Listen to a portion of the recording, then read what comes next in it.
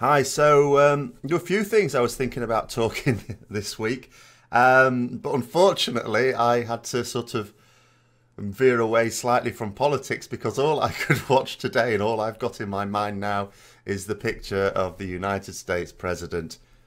First of all, not quite understanding that an open umbrella isn't going to fit through the door.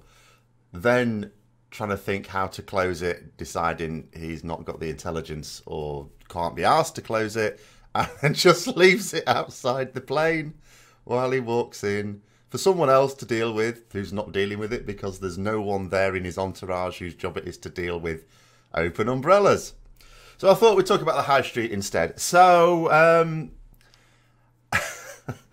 In the budgets tomorrow, in the UK budget, there are plans apparently to reduce the rates for smaller businesses, at least on the high street. Obviously, I mean, I think this will probably be the case in a lot of Western countries. The high street is suffering. I've been to a nearby town a couple of times in the last week or so, which is very unusual for me. I mean, I'm one of the, I suppose, majority of shoppers now who will get a lot of their stuff online. It's so much easier. It's so much quicker to find what you want. If you want a particular thing, searching it on Amazon is a lot quicker, easier, warmer when it's cold weather than it is going from store to store trying to find what you want. And in terms of getting it delivered, it used to be the case with mail order that, you know, it'll take a little while, even if it took a few days, and then maybe you're not in, and then it's all the hassle of, you know, where can you get it, or do you get it delivered to work? And then what if it's delivered at a weekend, blah, blah, blah. Amazon's, particularly with Amazon Prime, an awful lot of things you can be sent to you the next day. I mean, I could order it on a Saturday, it'll even arrive on a Sunday. There's even Sunday delivery. It's very difficult to compete with that, even with traditional mail order, because traditional mail order from places that have high street presences don't do that. You know, this is something that generally Amazon do. Some others as well. There are some other stores as well that specialise in mail order.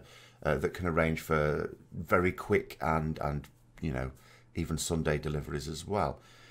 But it's, you know, it can't. I mean, this is just a picture I got from the internet. It's not from my high street, but I can't help notice when I was going down a high street in a couple of towns recently that there's an awful lot of places that are basically closed down and those premises empty and have been for a little while.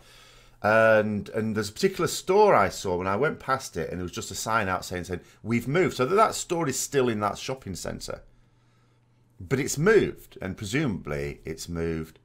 But then the place where it's moved to is where it used to be some years ago. So it moved first of all, and then moved back. And you're getting the impression, are they hopping around just trying to find the cheapest rate somewhere? I saw another sign from the shopping centre itself, advertising flexible rates. So I don't know how it works. I'm not a retailer. Whether normally, or the normal course of events was you had to sign up for a certain amount of time, let's say a 5-year contract or something, and now they're letting you do it on shorter ones. I don't know that. But there's an awful lot of units in the shopping centre and on the high street in general, and this town I was wandering around, that are empty, and they've been empty for a little while. And a lot of it comes down to shopping habits, of course. Like I've just alluded to, you know, it's so much easier to get what you want online for a lot of things. There are certain things where probably you'd rather just physically see it. For example, clothes, I suppose. You'd want to make sure that they fit. I know there are some people who will just buy the clothes, try them on at home, and if they don't fit, send them back. It's all free, apparently, and then just get other ones, but that seems a bit messy to me. So but in terms of lots of other things, if you know what you want and you know what you're getting, it's just way easier to do it online. I have to admit, when I was much younger, to being a bit cheeky on this as well. This was before Amazon, but still, when, you know, ordering things online could still be cheaper. And I suppose what it comes down to is high street store, obviously you've got to pay the rent on the place, then there's the business rates. If you're exclusively a mail order company, you can have your facility, you know, in a very cheap area because it's way out of the way. People are not going to happen across it. It's not in the middle of a town or anything like that. You know, it could be an industrial estate or something like that, or a warehouse, somewhere relatively cheap to get. And if you're just effectively mail ordering stuff out, then that's pretty good. That's quite easy. So you have much lower overheads. You probably don't need as much staff as well. So it's very difficult, if not it might even be mathematically impossible for a high street store to even compete with that. So one thing I did, which I'm a little bit ashamed of, but still, I hardly think I'm the only person who's ever done this. When I was very young, I just started work, just left university, just started work. And after about a year, I wanted a laptop. A laptop would have been the bad word to use because this thing was never going to fit on your lap. I wanted all sorts of mod cons in it. And one of the things was a DVD player. And I wanted to know what the quality would be like in an actual portable computer. So I had a DVD and I took it to a high street store, a PC store. And I said, I was interested in a laptop, which is true. But I just wasn't interested in buying it from them. And I thought, this one's got a DVD player. Is it actually good quality? Is it all right? Can I just try it out? So I put my DVD in it, played it. Oh, that's all right, yeah. And I did my usual browsing routine. Oh yeah, I'm going to have a think about this. I'll probably be back next week. Not a bit of it. I just ordered the thing online, got it a lot cheaper than they would have done for better quality. And got mail order. So I just used the high street store to check out the thing physically and then buy it elsewhere where it was going to be, especially for something that was costing that much. The savings on it was more than just a couple of quid. You know, it was a lot of money. So a bit cheeky there, but that, I think for a lot of, and when you look at a lot of the types of stores that are closing down, I've noticed a lot of stores that used to exist that don't anymore. You don't really see audio-visual stores anymore, like just sell cameras and things like that, or electrical goods in general. They're much less common because things like that, you don't always need to physically see it, do you? You can, if you understand what you're looking for, the specs should tell you what you need to know. You can look at reviews. Getting reviews online is another thing that we can more easily do now. So if we're looking at a particular product, look at the reviews, see what other people have said about it, and then still order it with reasonable confidence online. So those habits will just make it very difficult for us to get in. And then I thought about it from myself as a consumer. So I've been into the high street recently. Now, I didn't go specifically to just go shopping, because that's another thing you said, do people even do that now? When I was young, I used to just get dragged around by my mum and my sister, who would just go out for a day, just shopping. They might not even buy anything. They would just go for a look around. Maybe they'd buy something, maybe they wouldn't. Deathly dull to me. Do people do a lot of that these days? Because from my experience, I needed to go to the bank anyway.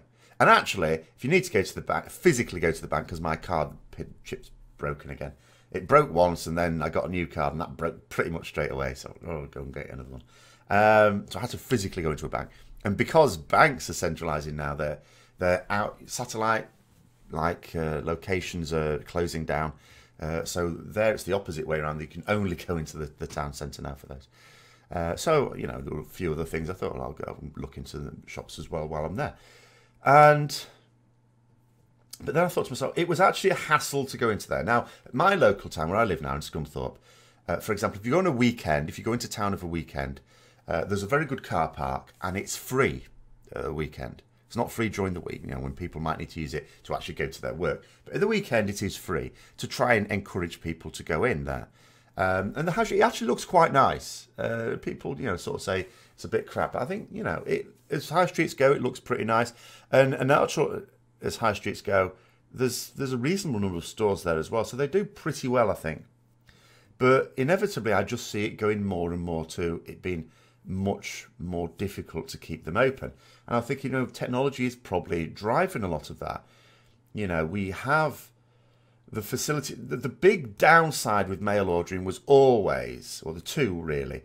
One, you don't really know what you're getting all the time. But now that you can look up again on the internet reviews and you can see much clearer images of what you're getting, you can see customer reviews of it. You've got some more information there. You could look up professional reviews in professional journals to see how it works as well.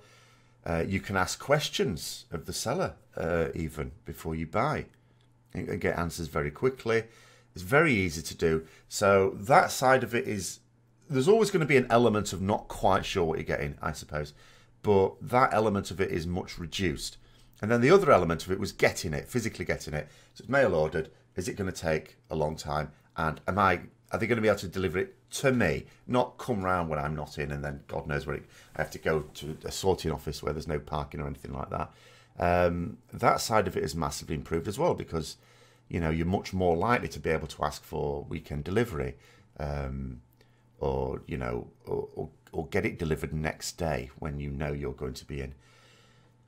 So, or have a safe place assigned.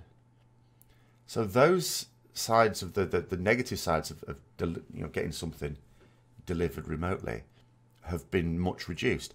Their costs still stay low because, as I say, they're operating out of warehouses, which will be relatively cheap compared to having a high street presence. But then I thought to myself, is there maybe some other technology that will help? Because at the moment, when the plan that the Chancellor has to reduce some business rates, which only applies to small businesses, by the way. Now, I know a lot of retailers are arguing, the problem is it's the big stores that are generating the footfall, and it's those that need the rate cuts as well, which may well be true. Because if you think about it, there's not going to be a hell of a lot of people going, oh, let's go all the way to town, try and find parking, because that may not be easy. Try and find some parking and wander around and just browse this small independent jewellery store.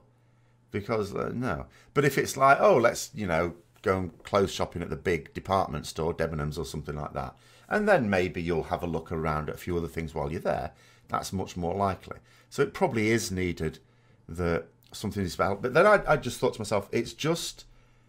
Are you just, pissing in the wind, really? Are you just trying to hold back the tide like King Canute when inevitably retail is going to go to being operated out of warehouses? And I thought the large inconvenient aspect of it, surely, is the travel to these shops. Now, and also the fact that you don't necessarily know where to go to get what you want. Now, if a couple of things happen, this is where technology could potentially help, I was thinking. If stores did a better job of managing websites, because I think when you see some like businesses that have been around for donkey's years go under, as a number have, especially since the recession, then sometimes, usually, the finger is pointed at them, you didn't adapt your business practices. You went around going, we've been doing it like this for 100 years, failing to take account of the fact that customers are not doing it like they were doing it for the last 100 years. So customer habits changed, your business didn't. And it's amazing to me how many businesses, whether small or large, have very, very poor websites. They don't really advertise their stuff online, which is where people are going to look. So either there's no real presence there at all, or there is, but it's very poor quality. You can't really see what you want to find. You can't get the information you want. So that's what businesses really need to do. But then the other side of it is the travel side of it. Trying to get in there, trying to find parking.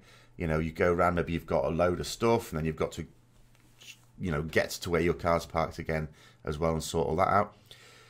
We're heading towards a time where many people may not own their own cars, because as soon as we get into a situation where driverless cars have been perfected and it's going to be the norm, it has been argued that it'll just get to the point where it's not worth people's time and money to maintain their own car, to have a car, because you can just book it every time you want, be there straight away, take you to where you want.